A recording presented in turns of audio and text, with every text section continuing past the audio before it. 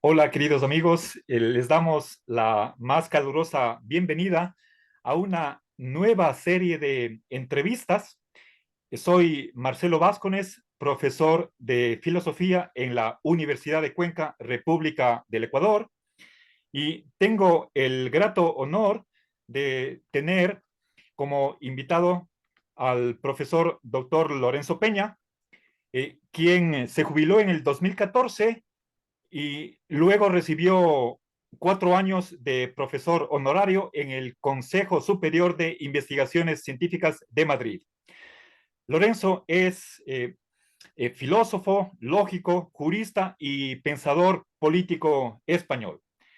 Bienvenidos a todos. Espero que esta primera entrevista sea del agrado de todos. Eh, Lorenzo, quisiera en esta primera entrevista, en este primer episodio, que tú me cuentes o nos cuentes tu vida personal, aspectos de tu biografía que sirvan para iluminar, para comprender de una mejor manera toda tu vasta producción. Entonces, todas las preguntas de este día van a estar dirigidos hacia lo que es tu persona, tu personalidad, tu ambiente familiar, tu esposa, etcétera, etcétera. Entonces, empecemos. A ver, en primer lugar, quisiera que tú nos cuentes sobre tu ambiente familiar, sobre todo el papá, mamá, tienes una hermana, o el ambiente familiar más extendido, abuelos, bisabuelos, que tuvieron alguna incidencia básicamente directa en la formación futura, sobre todo de tu carácter, puesto que lo que va a ser cuestión teórica de ideas, lo vamos a dejar para episodios futuros. Entonces, por favor, haznos un recuento de lo que fue tu niñez y tu temprana, no vamos a avanzar, tú naciste en el año 44 y ingresaste a la universidad a los 16 años. Por favor, eh, cuéntanos lo que fue tu vida familiar hasta tus 15 años, por favor. Bueno, vamos a ver. Yo nací en Alicante por circunstancias. Toda mi vida, desde mi nacimiento, está muy determinada por la situación política de España. La guerra civil se había terminado en el año 39. Por tanto, yo nací 5 años después. eh, mis, eh, el bando victorioso en la guerra civil impuso un régimen despótico de tiranía militar, fascista. En ese momento mi padre, que había combatido, había sido soldado, no voluntario, sino movilizado, conscripto en las filas republicanas, fue encarcelado. Tuvo suerte, y estuvo poco en la cárcel, pero al salir de la cárcel se encontró, como tantos otros republicanos, sin posibilidad ninguna de encontrar trabajo de ningún tipo, ni en lo público ni en lo privado. Afortunadamente, mi madre era funcionario y aunque estuvo a punto de ser expulsada, pero ella era de una familia monárquica, muy conservadora, reaccionaria, diría yo, y, y, y además eh, mis dos padres, habían trabajado por salvar. Claro, cuando estalló la guerra se produjo algo terrible y ellos salvaron a muchísima gente comprometidos con el lado sublevado. Y algunos de ellos testimoniaron, bueno, ella con todo eso pudo salvarse y salvar el sueldo, pero la mandaron desterrada a Alicante. Por eso yo, que no soy de origen levantino, de origen alicantino, pero nací en esa ciudad. Para mí, afortunadamente, porque es una ciudad preciosa, mientras que Madrid es horrible, feísimo, nunca me ha gustado, y la sigo odiando. Pero en cambio Alicante es una ciudad preciosa, de las más bonitas de España, y allí pasé una parte de mi niñez, pero luego mi padre tuvo que eh, em- mm, mm, cambiar, tuvo que emigrar a Madrid, donde logró que un conocido le diera trabajo en algo que no tenía absolutamente nada que ver con, con su profesión, ni con sus estudios, ni con nada, en una ferretería, pero bueno, era algo, era un trabajo.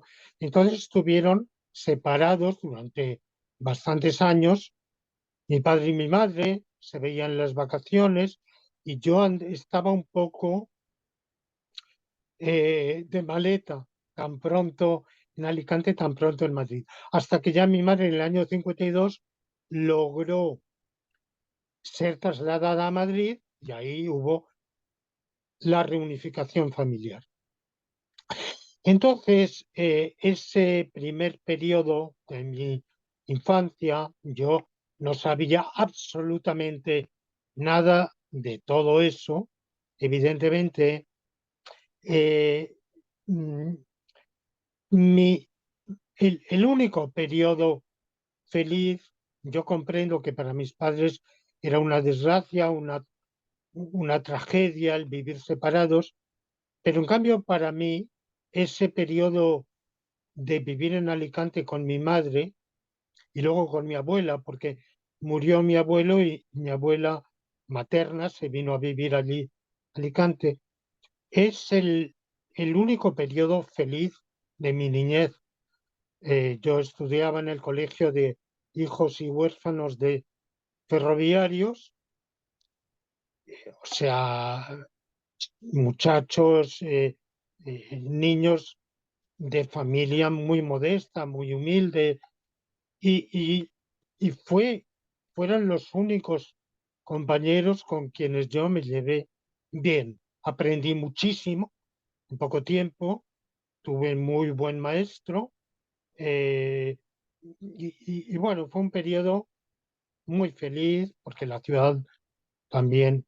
Luego en Madrid la verdad es que no, nunca, nunca me fue bien, me fue mal, y de hecho cada vez peor, porque cuando empecé la enseñanza secundaria, eh, mm, se empezaba entonces a los 10 años.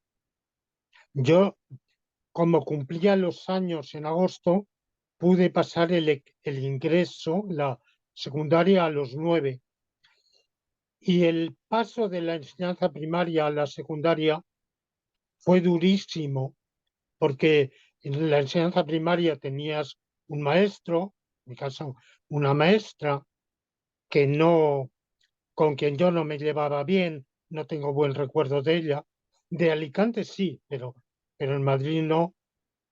Pero en fin, yo aprendí bastante, y, y llegar al centro, al instituto de enseñanza secundaria, en que tenías que, con 117 compañeros en primer curso, con profesores, con aulas enormes, tenías que cambiar, las clases duraban 1 hora y cuarto, y al salir de una tenías que bajar o subir un par de pisos y buscar el aula donde se impartía la otra asignatura. Y bueno, yo estuve perdido, la verdad,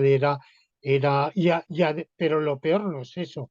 sino que tuve la desgracia de que una serie de compañeros la emprendieron conmigo. Claro, yo era un poquito más joven, un añito más joven que la mayoría, eh, tenía una cara muy mm, de niña, quizá más que de niño, muy infantil. Además que por el tipo de vida de mi familia, yo no salía, los demás eran chicos de la calle que jugaban, que se peleaban, y yo pues era modosito, calladito, y entonces, bueno, pues yo fui el víctima del bullying, como se dice ahora,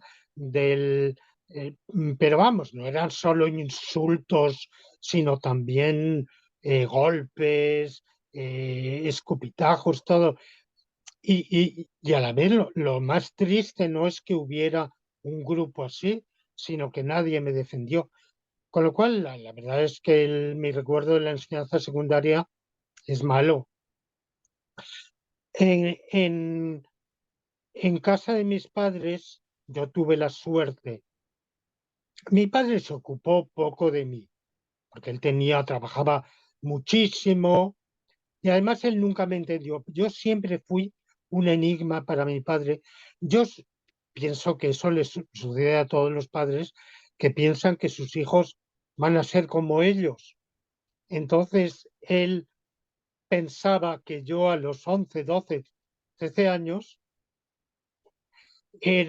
sería como él había sido a los 11, 12, 13 años. Y claro, era totalmente distinto porque él se había criado en medio de una fratría de muchos hermanos, en otro ambiente totalmente distinto. Entonces, a él le encantaba el fútbol. Me llevó una vez al fútbol y yo lo encontré tan aburrido y tan que me pasé el tiempo vuelto de espaldas al campo, mirando a los espectadores, que era lo único que no me volvió a llevar, desde luego. Eso sí, él era respetuoso, comprendía, me llevaba al campo en la moto y pensaba que yo disfrutaba y bueno, yo era muy obediente, nunca se me ocurrió, jamás no. Además, entonces no es como ahora, jamás se preguntaba a los niños, ¿te gusta esto? ¿Tienes ganas de esto? ¿Te va bien? No, yo de todas mis desgracias en el instituto, o sea, en el colegio, jamás conté nada a nadie. Era un secreto que yo viví como una tragedia cada noche. Yo solo pensaba en tirarme por la ventana. O sea, yo pensé en el suicidio entre los 10 y los 13 años aproximadamente. Yo todos los días de, de la docencia, por la noche, abría la ventana para tirarme y nunca, afortunadamente, nunca tuve el valor de hacerlo.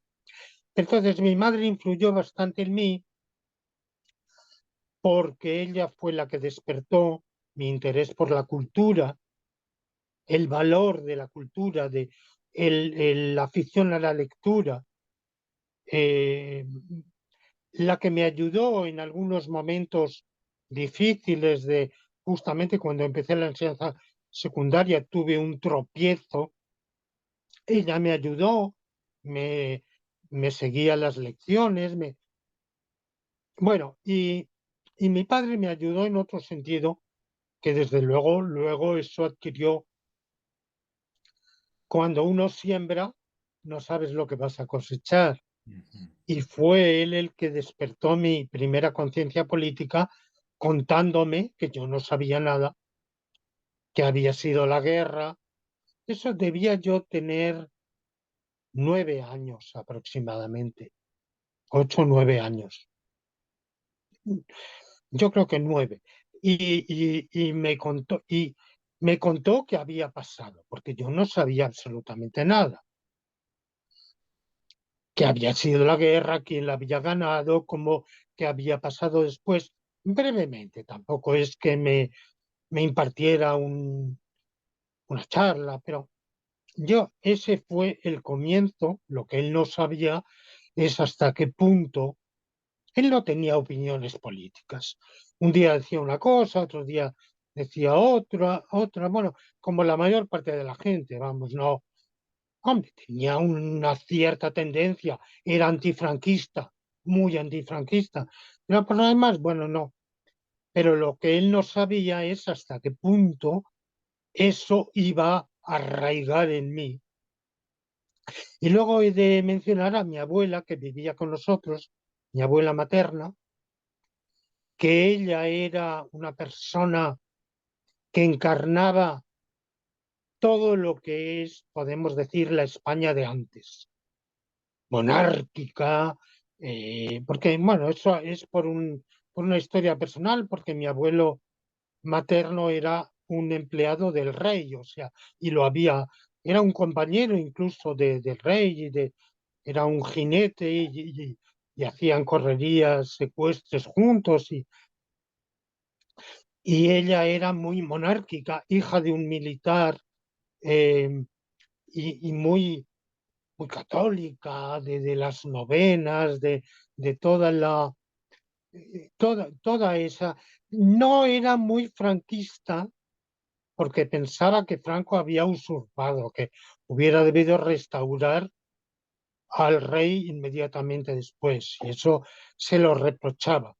Pero bueno, por lo demás, era todo lo, digamos, con la terminología antigua que a mí no me gusta, todo lo de derechas que se pueda hacer. Bueno, ahora bien, yo he de reconocer que le debo también algunas cosas importantes. Ella tenía unos valores muy fuertes, que era, primero, que había que ser, ella me decía, tienes que ser un hombre de provecho. Eso lo tengo grabado, grabadísimo. Ser, porque luego en otras preguntas me preguntas qué he querido en la vida. Bueno, desde luego siempre eso que me decía mi abuela, ser un hombre de provecho. Un, una execración de la indolencia, de la pereza, de la ociosidad, de la vaguería, eh, un esforzarse en la vida, y luego la honradez. Ella por encima de todo, sé muy honrado, porque en España popularmente se dice así, honrado, no se dice honrado. Sé muy honrado, sé siempre muy honrado, lo repetía.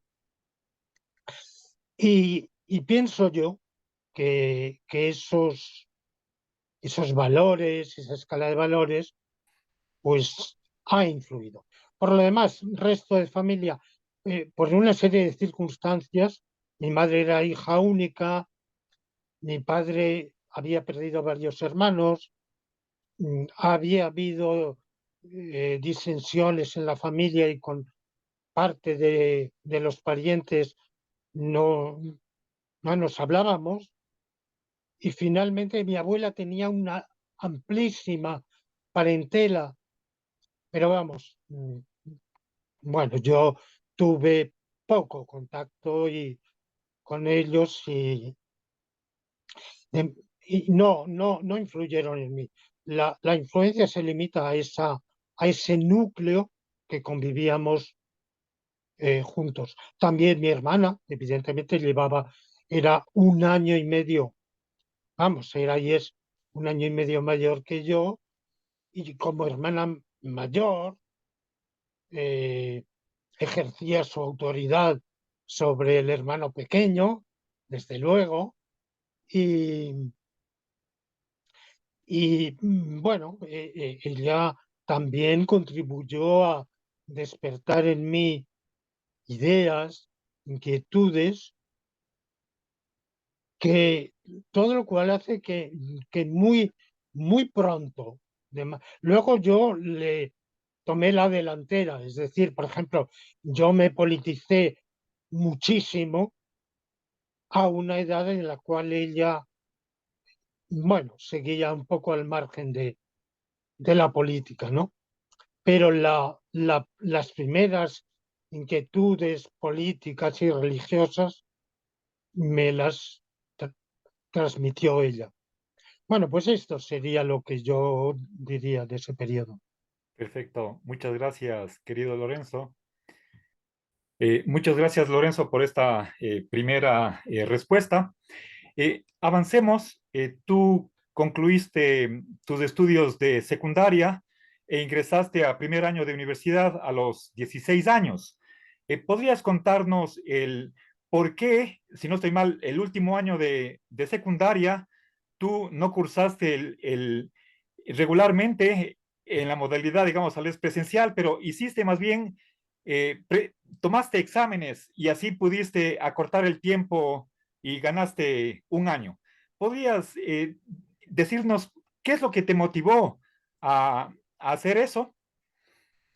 La verdad es que es un consejo, vamos, un consejo, una sugerencia que debo a mi padre, porque yo era todavía a esa edad, acababa de terminar el quinto año, tenía 14 años y yo no tenía mucha iniciativa, yo hacía lo que me mandaban, era muy, no, los niños y adolescentes de hoy son muy voluntariosos. Yo lo era poco. Tenía mis ideas, porque ya entonces tenía una ideología eh, fortísimamente antifranquista, pero en general antiimperialista, anticolonialista, y estaba muy politizado, pero en cuanto al comportamiento yo era muy de hacer estrictamente lo que me decían mis padres y nada más. Y claro, yo sacaba unas notas brillantísimas y entonces mi padre se dio cuenta de que yo en realidad eh, podía hacer eso y mucho más, y era verdad. Eh, Me dijo, ¿y por qué no te saltas el último año del bachillerato y lo haces por libre? Porque esa era una modalidad que existía en España, creo que ahora ya no existe, que había existido desde siempre, vamos, hacía, desde el siglo XIX, o que había alumnos que llamaban oficiales y libres. Y los libres se examinaban sin haber cursado las asignaturas en el centro.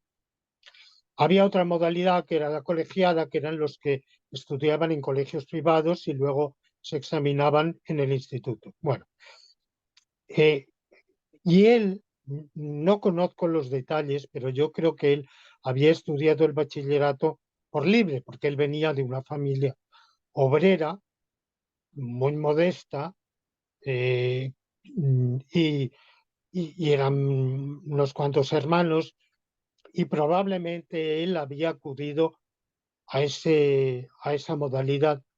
Entonces me lo sugirió, era un poco complicado por una serie de trámites que había que hacer. Pero a mí me encantó la idea y, y se lo dije a mi madre y ella le pareció bien, pero cuando supo que no era espontáneo mío, sino que me lo había sugerido mi padre, dijo, no, no, entonces no, si sale de ti está bien, pero dije, pero bueno, ¿qué más da si lo quiero hacer yo? Bueno, pues sí, lo hice, fue un verano de... Tampoco tuve que estudiar, lo estudié autodidácticamente con los libros de mi hermana, como ella iba un año adelantada, y no tuve que estudiar mucho. Es más, parte del verano lo pasé de vacaciones porque mis padres quisieron llevarnos de vacaciones a La Coruña, que es la única vez. Ah, no, luego he vuelto. Me encantó ese. Pasé muy bien esas vacaciones, de buen recuerdo. De manera que desde luego no me maté a, no me maté a estudiar, lo pasé. Y claro, eso hizo que como yo ya, por haber nacido en el segundo semestre del año, ya llevaba cierto adelanto con respecto a, por lo menos a la mitad de mis compañeros, y al saltar de año, pues llevaba año y medio o dos. Ujú, Eh, Todavía me quedaba entre la enseñanza secundaria, propiamente dicha, el bachillerato, y la universidad, había un curso intermedio, el preuniversitario. Ese lo cursé regularmente, pero en ese, como te digo, yo era un año o 2 años, como mínimo año y medio más joven que los demás. Y bueno, pasé el curso universitario, que era fácil, y luego entré en la universidad. En ese último curso preuniversitario es cuando yo escribí mi primera monografía sobre las catilinarias de Cicerón, que he puesto a disposición pública como curiosidad. Y lo tenía, que me dieron el Premio Nacional de Estudios Clásicos, bueno, y entonces entré en la universidad a los 16 años recién cumplidos. Y todo me pareció tan fácil, todo era en latín y griego, por ejemplo, para mí era como volver 2 o 3 años atrás, hasta el punto de que eso me desmotivó muchísimo, ¿eh? Porque claro, no tienes, no tienes aliciente para aprender más. Dejé incluso de ir a clase porque para mí era un aburrimiento, y otras materias eran fáciles, salvo la historia del arte, que era una materia que a mí no me interesaba, porque nunca, bueno, hoy me interesa más, me hubiera interesado más, pero bueno, estaba mal enseñada, y bueno, esa era fuerte, era lo que solemos decir un hueso. Las demás no, y pasé bien. Yo pensaba dedicarme a la filología, porque filosofía y letras era de 5 años la carrera, y estaba dividida en dos ciclos. El primero, de 2 años, comunes, y luego 3 años de especialidad. Y en comunes, los que estábamos en comunes, luego al llegar al tercero podíamos escoger varias especialidades.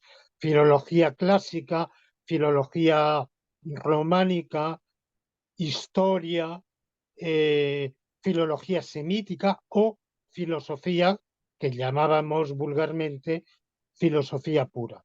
Y yo iba a hacer clásicas, filología clásica, latín y griego. Pero luego cambié en el último momento y opté por la filosofía. Bueno, pues esas fueron las circunstancias. En realidad, la verdad es que todo lo que yo estudiaba estaba muy por debajo de hecho, el 90% de lo que aprendí, el 95%, no fue por las clases, sino por estudio autodidáctico. Tuve la suerte de que en casa de mis padres había libros, cosa que la mayoría de mis compañeros, por ejemplo, de la secundaria, pues en casa de sus padres no había libros. Y yo tuve el afán. Por ejemplo, mis padres tenían un viejo diccionario enciclopédico ilustrado de 1932, de Espasacalpe. mm, Y yo tuve la humorada de leerme, y como tengo buena memoria, aprender mucho de ello del diccionario enciclopédico ilustrado.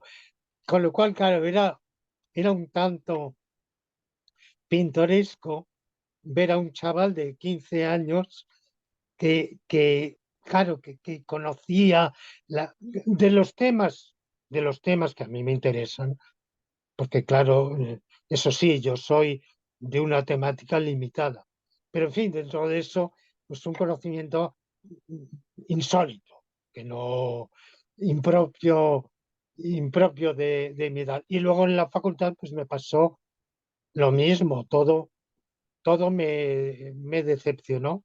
En realidad, el primer,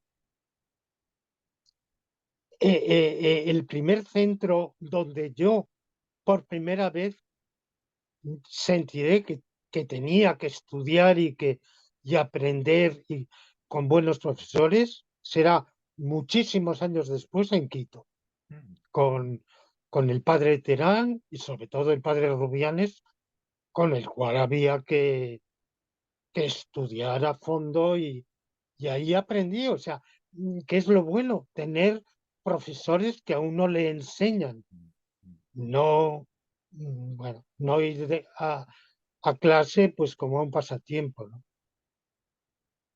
Perfecto, muchas gracias, querido Lorenzo. El- por lo que vas contándonos, se va perfilando aspectos de tu personalidad.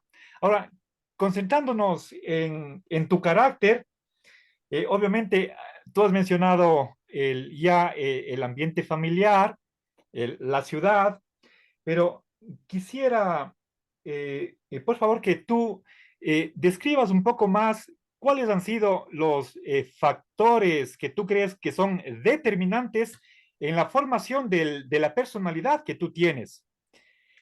El- y bueno, puesto que estás de una tercera edad, ¿cómo tú percibes que ha ido cambiando tu carácter? Por favor. Bueno, yo creo que mi carácter ha cambiado poco, ¿eh? Yo creo que tengo un modo de ser que, que, que ha permanecido bastante. ¿Por qué? ¿Qué factores? Bueno, vamos a ver, hay un factor anatómico fisiológico, es que yo soy autista. Eh, Padezco un síndrome, una enfermedad neuronal del sistema nervioso, que es el autismo. El autismo es un espectro, dentro de ese espectro, lo que se llama autismo funcional o altamente funcional, es lo que en terminología técnica se dice Asperger, aunque ahora los psiquiatras están desechando esa palabra de Asperger, y yo he descubierto que soy Asperger tardísimo. No sé, hará 15 años o algo así. No lo sabía. Yo sabía que era introvertido, poco social, poco comunicativo, de escasísima o casi nula capacidad de hacer amistades. Cuando era un mancebo, un mozalbete, que evidentemente me atraía el bello sexo como a casi todos, eh, incapaz de saber cortejar a ninguna muchacha, siempre muy retraído. También sabía que mis intereses eran muy limitados, que no me interesaban los temas que interesan a otra gente. Mm, Todo eso lo sabía yo. Lo que he descubierto después, y he hecho los tests y han dado positivo, es que tengo un autismo. El autismo puede tener causas diversas. Yo tengo una hipótesis de cuál es, en mi caso, que fue una,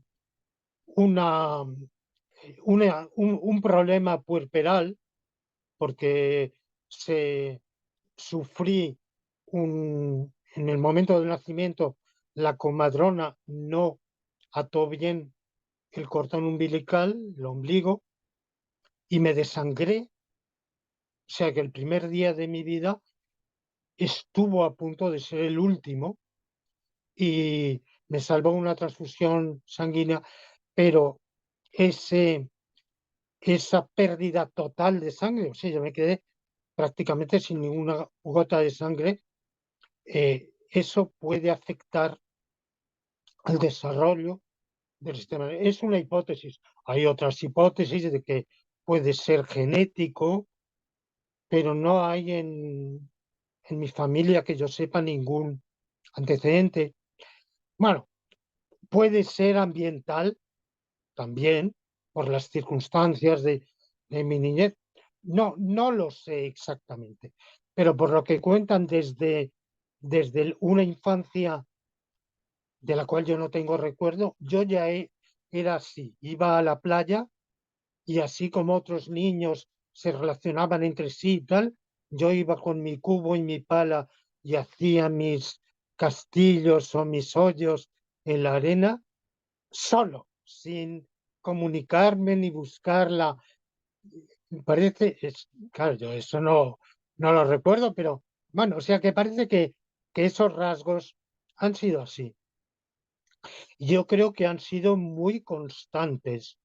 Con el tiempo he aprendido a disimularlo un poco, porque, claro, hace falta esforzar, yo me tengo que esforzar.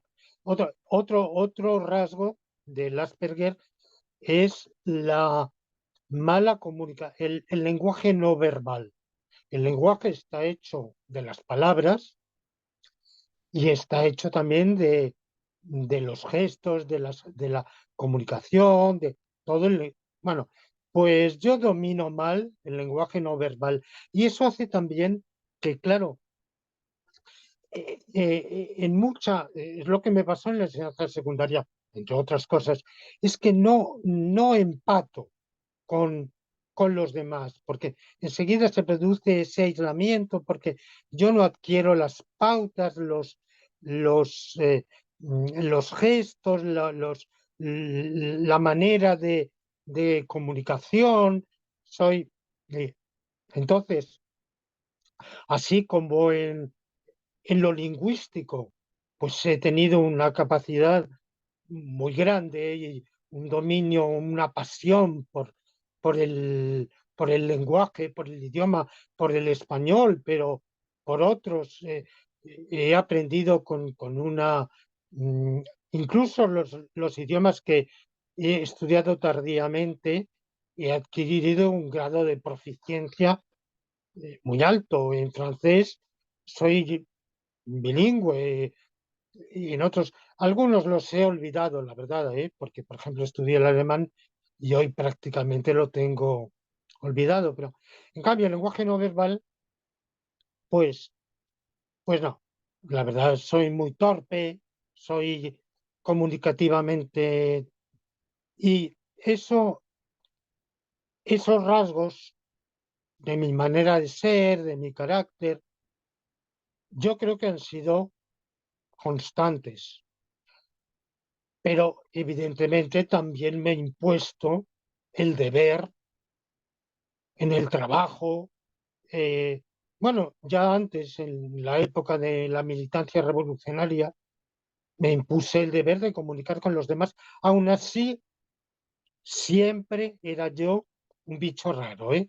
Es decir, que dentro de esa confraternidad clandestina revolucionaria, yo no hice amistad con nadie.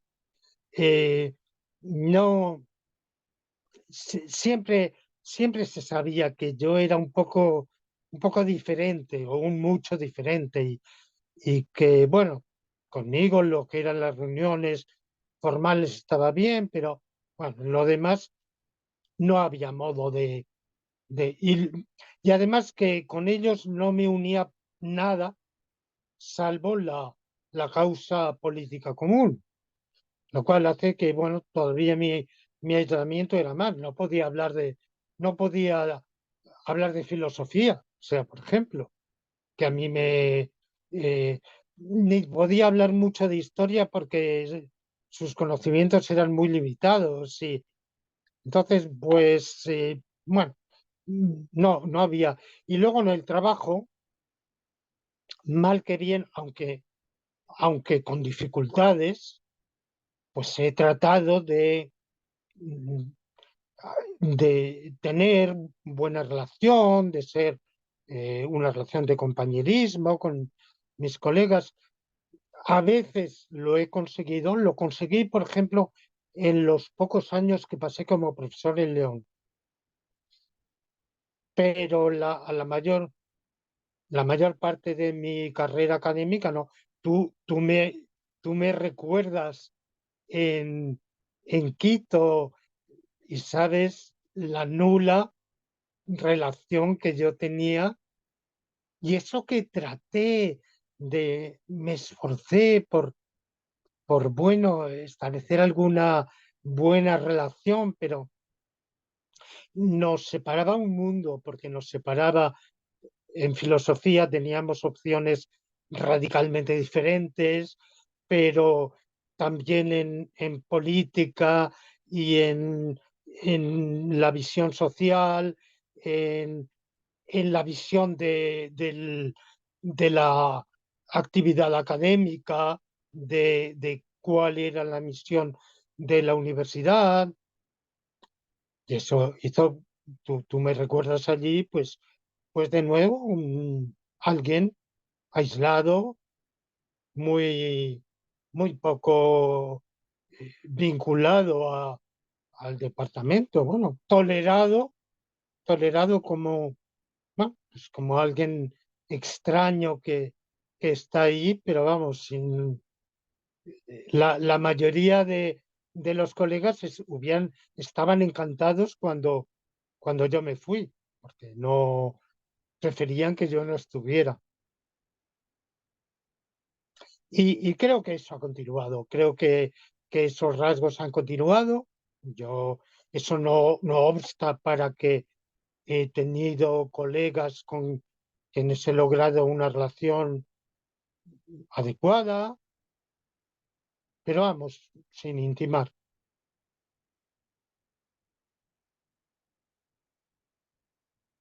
Pero gracias, Lorenzo. Realmente los temas que vamos abordando dan para más, pero tenemos en la agenda algunas otras preguntas. Voy a continuar. Tú estás casado con María Teresa Alonso. Por favor, ¿podrías comentar un poco más cómo se conocieron? ¿Qué es lo que te atrajo de ella y qué es lo que ella ha visto en ti que le atrajo? ¿Cuánto tiempo duró el noviazgo, etcétera? Por favor. La verdad es que nos conocimos en una clase de metafísica a los 19 años, teníamos ambos 19 años. Evidentemente yo era un chaval que como todos los de esa edad y desde hacía 4 años me hubiera encantado tener una relación con una muchacha. Y tuve algunas buenas amigas. En general mis amistades fueron más femeninas que masculinas, pero, pero, pero nunca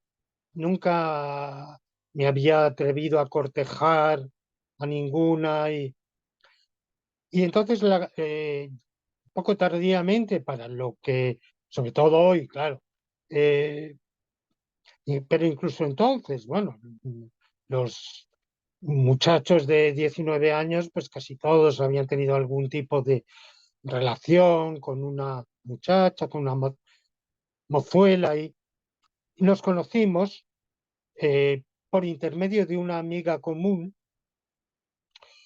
y entonces quedé prendado de ella desde el primer día. ¿Por qué? Sin duda por su belleza. O sea, es, eh, era una mujercita de una belleza absolutamente excepcional. Y sigo pensando que una belleza como la suya era excepcional.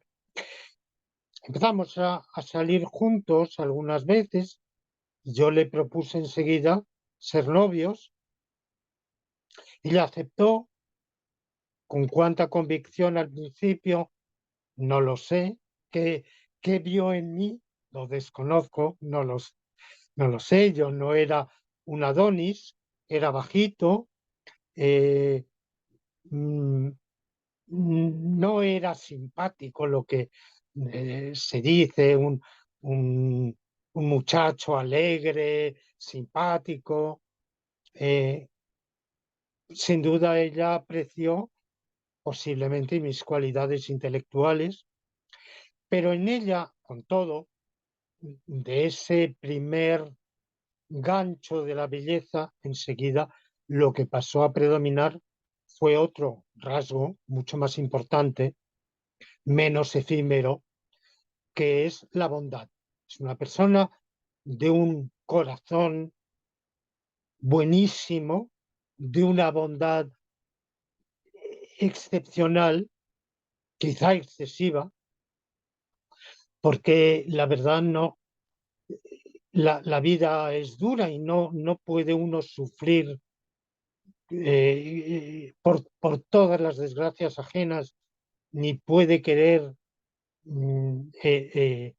socorrer a todos los que lo necesitan, pero ella es de una generosidad que bueno, daría lo que fuera por cualquier persona que sufre, que se encuentra. Bueno, y yo no. Yo no comparto, envidio, admiro, estimo esa bondad, pero yo mismo no soy tan bueno. Tengo o sea, comparto el ideal, pero no comparto el carácter de bondad. Y eso enseguida cimentó una relación de amor, pero un amor que no es lo que se suele entender. Están enamorados en el sentido de un encandilamiento erótico, de querer estar constantemente teniendo una relación erótica. Y no, era un amor de amar, era un amor mucho más intenso, total, mm, que desde muy pronto para mí estuvo claro que era la mujer de mi vida, de toda mi vida, la única, la primera y única persona con quien yo he tenido una relación amorosa y con una vocación vitalicia. Empezamos a convivir juntos, sin matrimonio, año y medio después de conocernos, pero entregados a la lucha clandestina revolucionaria. Esa convivencia fue intermitente, porque cada uno era enviado a una misión y por tanto podíamos coincidir unos días o unas semanas o como mucho unos pocos meses. Y luego a finales de 1966, o sea, cuando ya hacía 3 años de que nos conocimos, yo estaba viviendo clandestinamente en París. Ella pudo venir a vivir a París, pero no podíamos contraer matrimonio porque yo era clandestino. Entonces solicité la legalización. Tuve mucha suerte porque en mi vida la providencia, o como yo digo, la diosa Fortuna, ha intervenido muchas veces para lograr eh, remedios a situaciones difíciles, eh, extraordinarios. Bueno, yo tuve suerte de conocer a alguien por una chiripa, por una circunstancia, y ese alguien me catapultó a que me legalizaran la situación, en 2 semanas, cuando lo normal era 3, 4 meses. Entonces, bueno, hubo un problema de papeleo tremendo para casarnos porque había una serie de papeles que obtener de España. Cuando uno caducaba, el otro seguía valiendo. Bueno, eso fue hasta que un funcionario hizo la vista gorda y dijo, bueno, pues aunque esté caducado por una semana, lo vamos a dar por bueno, y nos casamos civilmente en la alcaldía de Meudon, cerca de París, 19 de febrero de 1969, y porque yo había legalizado mi situación en el 68, un poco antes, y o sea, llevábamos varios años de convivencia matrimonial, porque de facto era matrimonial. Pero bueno, digamos que lo que es desde el punto de vista del libro de familia, de la documentación, empieza en el 69. Y nunca se ha planteado, jamás, en todos estos años, estos decenios, ninguna idea de ruptura o de separación, jamás. No, es que la idea misma creo que hubiera sido impensable para el uno y para el otro. Perfecto. Muchas gracias, querido Lorenzo. Ahora, pasemos a que nos cuentes cómo es tu rutina diaria, cuándo empiezas el día, cuándo terminas, qué haces durante las horas y si es que es pertinente, ¿ha cambiado esa rutina? Tú eres un hombre ya cerca de los 80.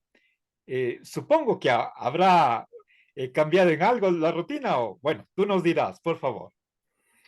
Bueno, mi rutina diaria ha cambiado radicalmente con la jubilación. En realidad empezó a cambiar un poco algo antes de la jubilación, porque yo antes, hasta ese momento, me levantaba a las 5. Bueno, eso varió un poco según, pero me solía levantar a las 5:30 de la mañana, hacía un buen desayuno, eh, emprendía el viaje a mi despacho en el CSIC, la institución de investigación a la que pertenecía. Eran 2 horas de ida en autobús y 2 horas de vuelta. Yo iba leyendo o escuchando podcasts, bueno, aprovechaba el tiempo con todo, pero en fin, no deja de ser. Y, y yo llegaba, durante muchos años, se abría el local teóricamente a las 7:30, pero yo llegaba antes de abrirse, o sea, yo estaba allí a la puerta para, para abrir el local, era de los primeros, estábamos los bedeles o conserjes, y yo, lo personal de la limpieza, los tal, y bueno, no, de personal investigador, nadie más. Bueno, y luego volví a casa por la tarde, hacía la segunda comida del día y última, y luego trabajaba en mi casa por la tarde, tarde-noche. Y eso empezó a cambiar en los últimos años, primero porque nos mudaron de local. Al principio no tardaba tanto, al principio tardaba hora y media. Fue cuando nos mudaron, cuando pasé a tardar 2 horas, y, y en los últimos años, ya próximo a la jubilación, empecé a no ir a diario, no acudir a diario. Empezó a cambiar la rutina. Bueno, hubo varios. Bueno, desde la jubilación, después de la jubilación, como lo has dicho, yo me nombraron profesor honorario, es decir, que sin cobrar ni un centavo Yo seguía siendo miembro del personal científico, pero en realidad quedé totalmente decepcionado porque vi que esa pertenencia al personal científico era para lo que a la presidencia del organismo le daba la gana y para otras cosas no. Por ejemplo, yo siempre he tenido vocación docente y para mí era muy importante eh, tener alumnos, discípulos. Hay el Consejo de Investigaciones otorga unas becas estivales para alumnos de los últimos cursos de la licenciatura. Y yo he tenido, en esas becas pueden pedir un tutor. Yo he tenido a lo largo de años jóvenes que me han elegido como tutor y he tenido una satisfacción enorme. Ellos hacían su propia investigación. Yo no determinaba para nada qué debían hacer. Incluso cuando di algún consejo no lo siguieron, pero venían a hablar conmigo y a intercambiar ideas y yo creo que quedaron todos muy contentos y yo quedé muy contento. Eran evidentemente alumnos de altísimo nivel, porque para obtener esas becas había que pasar un concurso muy serio. Bueno, pues al llegar a profesor honorario me excluyeron de esa posibilidad por razones técnicas, o sea, teóricamente yo podía, pero me excluyeron. Es cuando todo se digitalizó y yo estaba excluido de la red de la intraweb o intrared, como intranet del organismo, con lo cual no podía, aunque por derecho podía hacerlo, luego en la práctica no. Y lo mismo otra serie de cosas. Entonces yo quedé muy decepcionado y empecé a ir poco, pero mantenía con todos esos años, mantuve el seminario, fui codirector de un proyecto de investigación, mantuve el seminario Jurilog de jurisprudencia lógica sobre los derechos humanos, que es mensualmente, que dirigía yo, vamos, lo dirigíamos Chechu y yo, pero en la práctica, pues muy a menudo era yo el que lo dirigía, lo coordinaba, invitaba a los ponentes y lo animaba. Y cuando eso se terminó, pues pasé a trabajar a tiempo completo en mi casa. Pero con la pandemia, todavía más, porque antes de la pandemia, bueno, dentro de trabajar en mi casa, yo salía.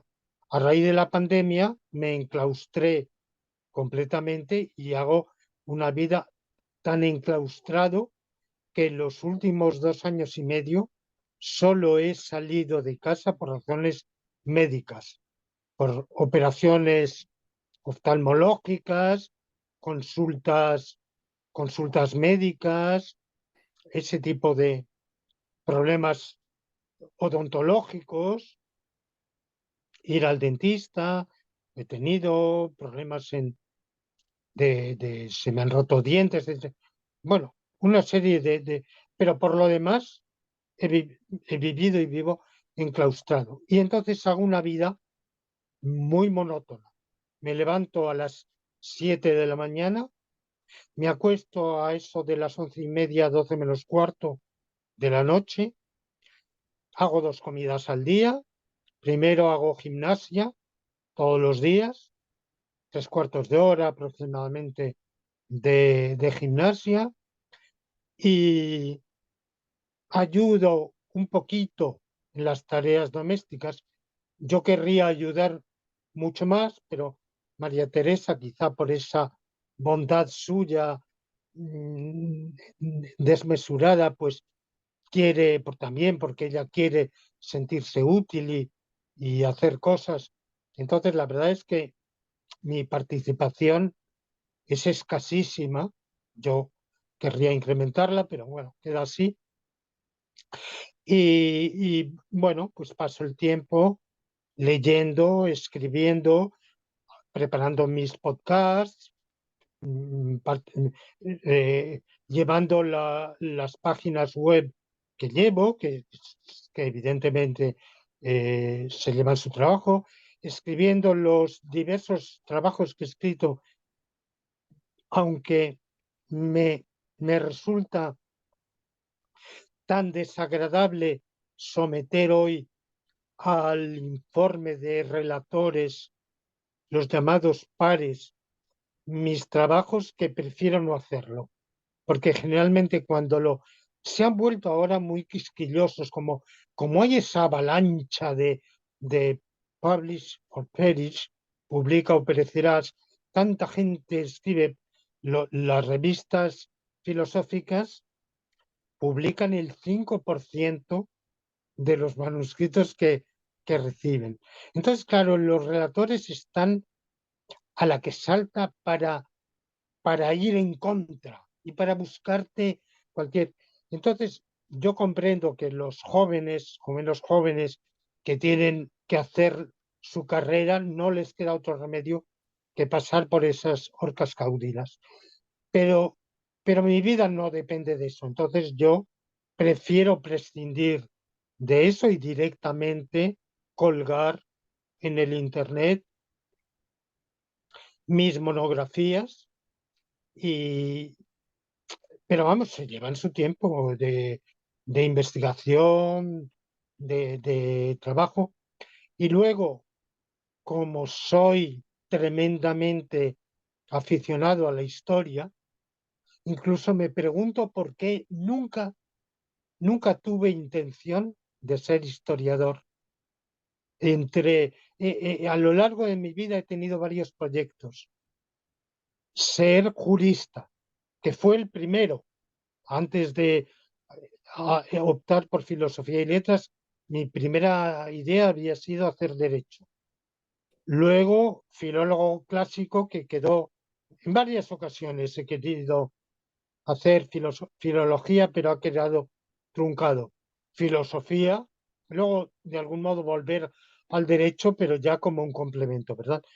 Y en cambio, nunca me he propuesto estudiar historia, ser historiador, lo cual es extraño porque es una pasión para mí el estudiar. Y claro, la historia es inabarcable, desde la China de, de, de la dinastía Han hasta la, la Segunda Guerra Mundial o los años 60 o más recientemente. Bueno, eso es inabarcable, ¿verdad?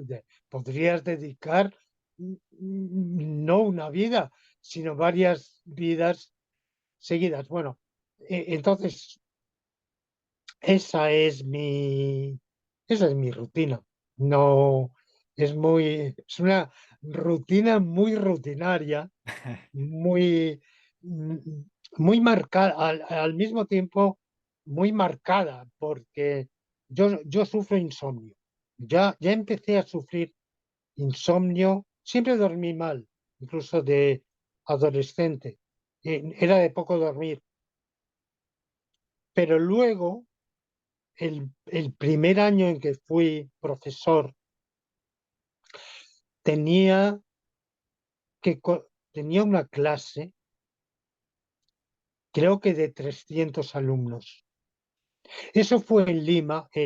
Yo en Lima pasé, cuando dejé la vida revolucionaria, emigré al Perú, estuve poco, porque en el Perú no pude arreglar de manera suficientemente adecuada mi situación, pero sí me pidieron que impartiera unas clases, que por cierto han sido las más satisfactorias de mi vida.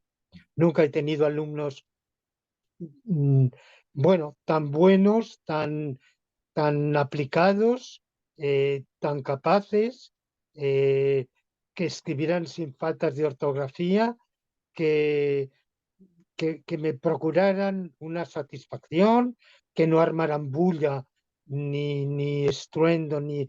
Bueno, muy distinto. Eso nunca más lo he tenido. Pero era una clase, creo que daba dos, que eran de 300 o 200. Claro, corregir exámenes de varios, no sé cuántos cientos, me levantaba a las 3 de la mañana y me ponía a corregir.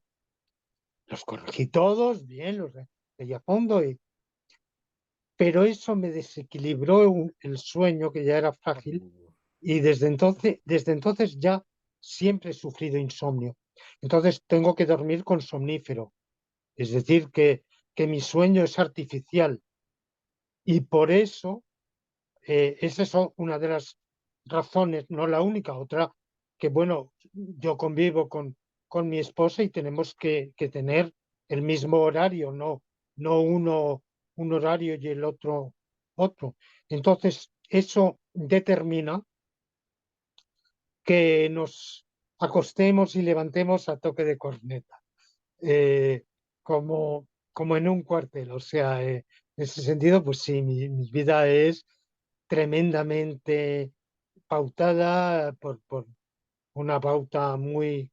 Y eso sufre alguna alteración. Por ejemplo, el miércoles es un día de limpieza en la casa y hay que levantarse a las 6:30, pero, pero bueno, son pequeñas modificaciones. Perfecto. Muchas gracias, querido Lorenzo. Tengo todavía algunas preguntas más, pero estamos ya 1 hora y cuarto en la entrevista y vamos a suspender este primer episodio y continuaremos en los próximos días con esta entrevista que ha estado concentrada en conocer un poco más el personaje detrás de las obras. Te agradezco a ti, Lorenzo, y a los televidentes por su No, fidelidad. Muchas gracias. la gratitud es mía, Marcelo. Ya, muchas gracias.